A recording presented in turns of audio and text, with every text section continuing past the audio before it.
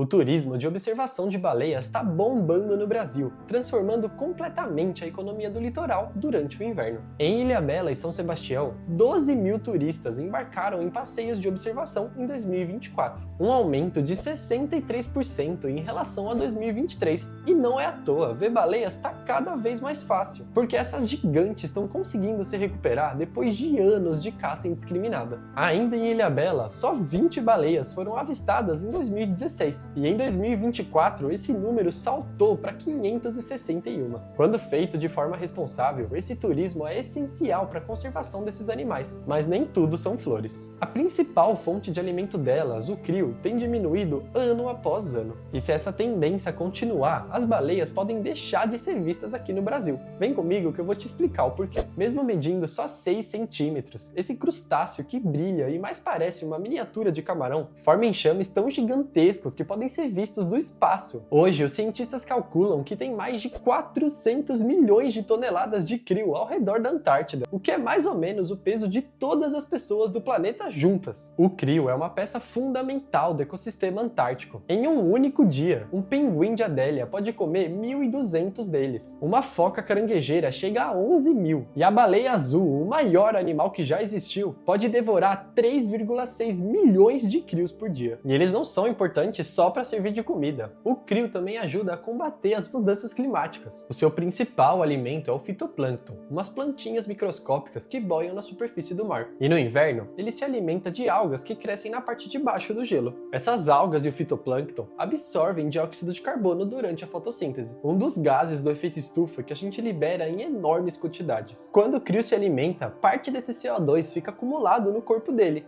E naturalmente, depois de comer, o crio excreta as suas pelotas fecais, o famoso cocô. E esse material é rico em carbono, que afunda e fica preso no fundo do oceano. E não para por aí. Como todo artrópode, os crustáceos precisam trocar de exoesqueleto para crescer. No início da primavera, o crio chega a trocar essa armadura a cada 2 semanas. E esse material também carrega carbono para o fundo do mar. Até mesmo quando o próprio crio morre, o seu corpo afunda, levando todo o CO2 que sobrou junto. Pode parecer pouco, mas os crios estão em peso no oceano, com trilhões de indivíduos.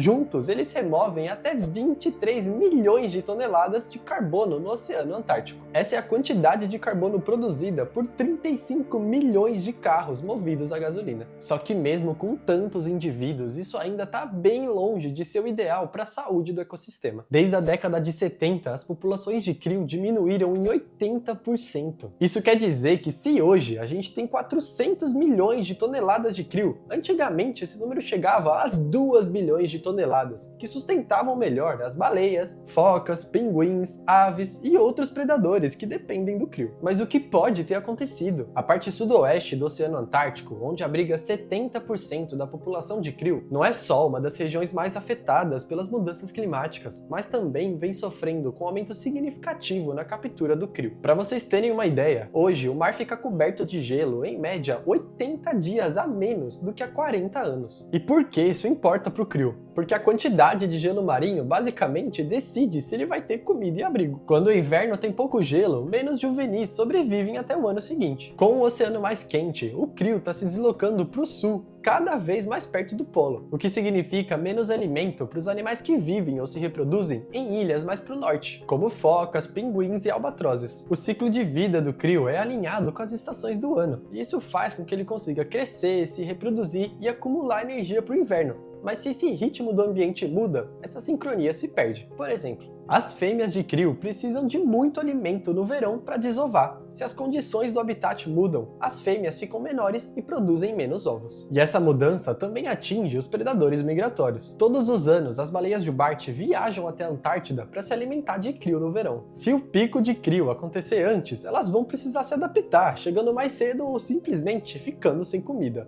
E segura aí que a gente já volta a falar das baleias. E as mudanças climáticas também trazem um outro perigo para o crio. Seus ovos são particularmente vulneráveis à acidificação dos oceanos. Uma pesquisa no aquário de crio da Divisão Antártida Australiana mostrou que se as emissões de CO2 continuarem do jeito que estão, o crio não vai mais conseguir se reproduzir até 2100, o que parece muito, mas é menos de uma geração. Hoje, as mudanças climáticas são as maiores ameaças para o crio.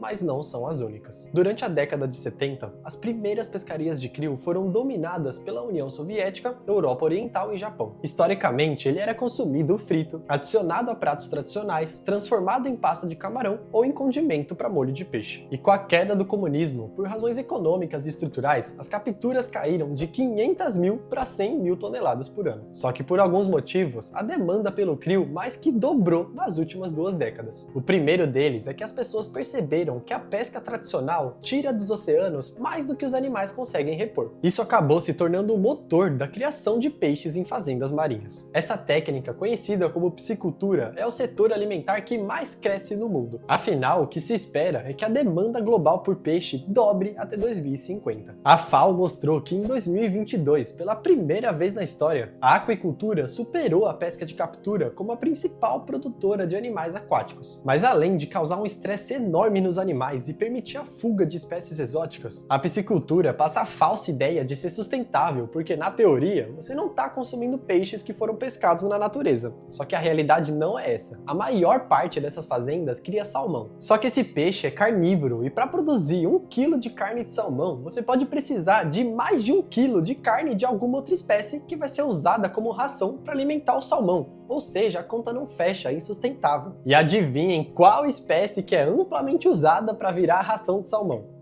Exatamente, o coitado do krill. Grande parte do krill pescado é usado para alimentar salmões do Chile, que são consumidos inclusive aqui no Brasil. E esse rolê todo não acaba no salmão. O krill também vira ração para cachorro, gato, aves e até peixe de aquário. O segundo motivo da alta demanda pelo krill surgiu no início dos anos 2000, quando a indústria descobriu que podia vender suplementos de óleo de krill para consumidores ocidentais em busca de alternativas puras aos suplementos de óleo de peixe. Esses comprimidos são anunciados como ricos em ômega 3 e antioxidantes e provenientes de águas antárticas cristalinas, livres de mercúrio, metais pesados e toxinas, além de não terem gosto de peixe. Hoje, as pessoas são tão obcecadas por suplementos de saúde milagrosos que esse mercado de óleo de krill deve chegar a $1 bilhão até 2030. E no Brasil, as cápsulas podem custar até R$400. Na Antártida, a pesca do krill é regulamentada pela CAMAWAR, a Comissão para a Conservação dos Recursos Vivos Marinhos da Antártida, criada em 1982. Ela define zonas e subzonas, estabelece limites de captura e monitora todas as atividades, mantendo dados detalhados da pesca. Cada subzona tem um limite de captura baseado na quantidade de krill disponível no lugar. Em 2010, a CAMAWAR estabeleceu um teto de 620 mil toneladas distribuídas em 4 sub-áreas da Área 48. A sub-área 48.1, a 48.2, a ponto 3 e a ponto 4. Isso é para evitar que a pesca se concentre em um único lugar. Isso tudo quer dizer que o total de krill pescado nessas 4 áreas não pode passar de 620 mil toneladas em um ano. A sub-área 48.1 é a mais sensível ecologicamente, com colônias de pinguins e focas próximas à costa, e no verão as baleias se alimentam de krill na região. E por isso, essa sub-área é a que tem o menor limite, com 155 mil toneladas. Só que toda essa logística para distribuir a pesca não tá dando muito certo. Entre 2010 e 2018, 74% de toda a captura na sub-área 48.1 aconteceu em apenas 8% da região. E na sub-área 48.3, a concentração foi ainda maior, com 95% da pesca vindo de só 5,6% da área. Então beleza, você não pode falar que existe sobrepesca na Antártida, mas existe sim em pontos específicos, onde os animais precisam competir com os navios por comida. E nesse ano, em 2025, a CAMAWAR precisou pela primeira vez na história encerrar a pesca antes do final do ano, em 1º de agosto, porque o limite de 620 mil toneladas foi atingido. Isso escancara o crescimento rápido desse mercado, já que em 2006, por exemplo, a captura foi de apenas 106 mil toneladas. Atualmente, tem 14 navios autorizados para pescar na Antártida, com bandeiras de países como China, Coreia do Sul, Japão, Rússia, Ucrânia, Polônia, Chile. Mas essa indústria só tá crescendo. A Aker Krill, a empresa de um bilionário norueguês, responsável por quase 70% das capturas de krill no Oceano Antártico, anunciou um novo lançamento de navio em 2026. A Noruega, um dos poucos países que ainda caça baleias, domina o mercado mundial de krill.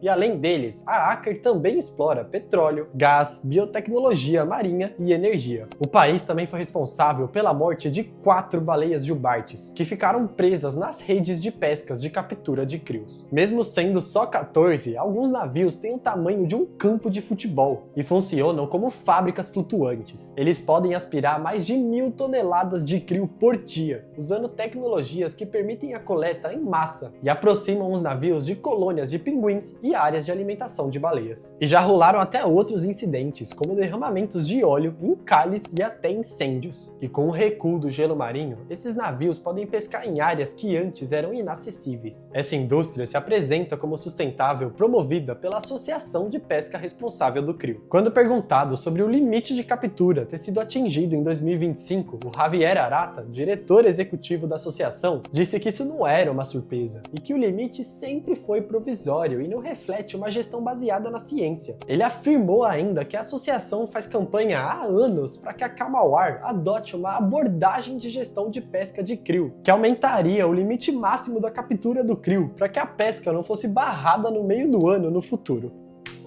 Sinceramente, sei nem o que falar pra esse cara. Nos últimos 10 anos, a Camauar não criou nenhuma nova área protegida. E no ano passado, China, Rússia e Estados Unidos bloquearam a criação de uma reserva do tamanho da Califórnia que ia ajudar a distribuir a pesca do crio. Ou seja, tudo gira em torno de dinheiro. Esses limites de precaução existem desde a década de 90 e não levam em consideração as mudanças climáticas, o aumento da população de baleias e nem o avanço tecnológico das embarcações. E é aqui que a história do crio se conecta com as baleias que visitam o Brasil. As jubartes do hemisfério sul se alimentam basicamente desses pequenos crustáceos. Sem eles, elas não conseguem acumular gordura o suficiente para migrar até Abrolhos, se reproduzir e depois voltar para a Antártida para se alimentar de novo. Existem pesquisas que mostram que a migração das baleias para o Brasil dependem do comprimento do dia, mas a volta delas para a Antártida depende também da temperatura da água e da fome que elas vão estar. Quanto mais crio elas comerem no verão anterior, mais energia elas vão ter para se reproduzir e mais tempo elas vão passar aqui com os filhotes. Menos crio significa exatamente o contrário, menos energia e menos tempo aqui no Brasil. Um monitoramento da campanha Borrifos em Ilhabela viu que das 30 baleias observadas na temporada de 2021, 5 estavam com sinais de magreza até com as vértebras aparecendo. E não é só isso que preocupa. Uma pesquisa da Universidade de Califórnia com dados de 2013 a 2020 mostrou que a disponibilidade de crio influencia diretamente na taxa de reprodução das jubartes. Em 2017, um ano de abundância de crio, 86% das fêmeas estavam grávidas, mas em 2020, um ano de escassez, apenas 29% estavam prenhes. Sem o crio, as baleias ficam desnutridas, mais vulneráveis às doenças, com menos fertilidade e maior mortalidade dos filhotes. Outro problema são os mais de 1.500 encalhes de jubartes registrados no Brasil desde 2002. O aumento desses incidentes está relacionado com o crescimento da população, mas as taxas de mortalidades recentes são muito atípicas e também podem estar relacionadas com a falta de disponibilidade do crio. Se essa fonte de alimento continuar diminuindo, não é exagero dizer que as baleias simplesmente podem não conseguir mais chegar no Brasil. Segundo a FAO, 35% dos estoques pesqueiros avaliados no mundo estão sobreexplorados e mais de 60% estão no limite sustentável. Cada vez que uma espécie entra em declínio, a indústria simplesmente migra para outra, como já aconteceu com o bacalhau, as sardinhas, as próprias baleias e agora com o crio. A Antártida é uma das últimas grandes áreas selvagens do mundo e o crio é uma parte fundamental da sua delicada cadeia alimentar. Apoiar pesquisas científicas, cobrar políticas de conservação e fazer escolhas de consumo mais conscientes são atitudes essenciais para ajudar a reduzir a pressão sobre o crio. Cada vez que alguém embarca para ver uma baleia saltando, essa pessoa não está apenas testemunhando a sua beleza, mas também a importância de cuidar do que sustenta essa vida. Se a gente quiser continuar recebendo esses gigantes aqui no Brasil, precisamos também proteger o pequeno crustáceo que torna tudo isso possível. Eu vou deixar aqui na descrição 3 links para vocês darem uma olhada. Um para assinar uma petição,